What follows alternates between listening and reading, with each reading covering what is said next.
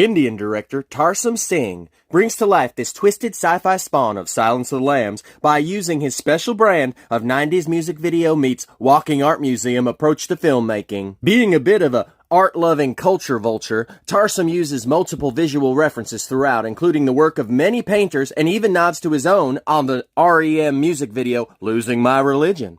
The Cell was his feature film debut after getting his start in the imaginative world of music video direction, as was custom in the 80s and 90s. The MTV generation birthed many a gifted filmmaker, including the likes of Russell Mulcahy, David Fincher, and Spike Jonze, just to name a few.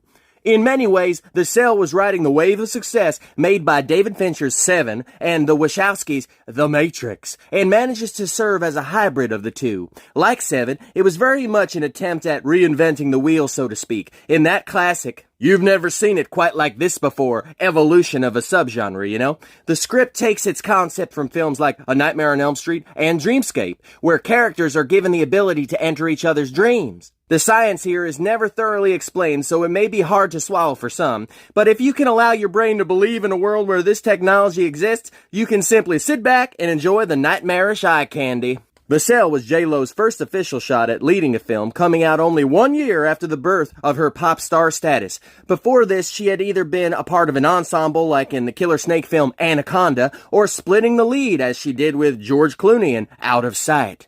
She doesn't quite reach the brilliant heights of her work in Oliver Stone's U-Turn here, but her one-dimensional character work fits the material well. She serves as more of a vessel or avatar for the audience, you know, much like Keanu Reeves' Neo character in The Matrix. Vince Vaughn is more of a supporting character here, nowhere near the driving force that Lopez plays in the narrative.